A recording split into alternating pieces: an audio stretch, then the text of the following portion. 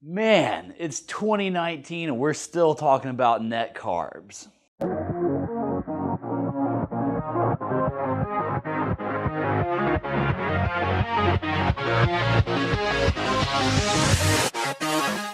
Here's the thing about net carbs and why they just won't seem to go away. It sounds awesome because the whole idea is that when you have fiber included as part of your carbs, you don't have to count it, right? So it's like fiber doesn't contribute towards your carb total, so you get this magical free stuff that you get to eat and it just doesn't contribute any energy. But I'm gonna tell you a little story. 10 years ago when I first started trying to track macros and figure out carbs and all that, net carbs was just everywhere.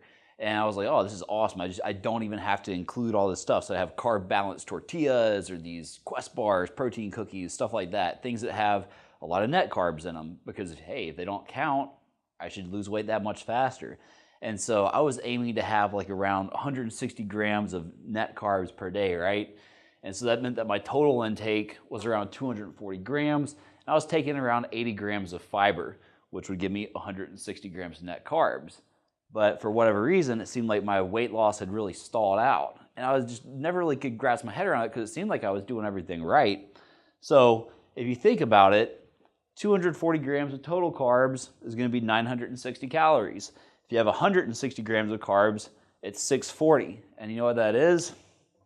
It is a 320 calorie differential in terms of what I thought I was tracking versus what I was actually getting in.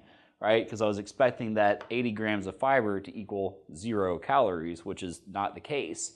On average, between soluble and insoluble fiber and all the different fiber classes, you're looking at roughly 2 calories per gram. So in actuality, that's going to be more like 160 for the difference. But that's 160 calories of difference in actual intake per day past what I was expecting, which could definitely contribute to progress not going the way that I thought it was going to go. So what does that mean for you? It means that you should probably not worry about tracking net carbs because it's going to stall your progress. And the thing is, you're going to continue seeing net carbs put all over different types of packaging. You're going to see it in the grocery store, you're going to see it in supplement shops, you're going to see it online. Because the fact of the matter is, it sounds awesome and it gets people to buy stuff, but we don't want you falling for that same kind of nonsense over and over again.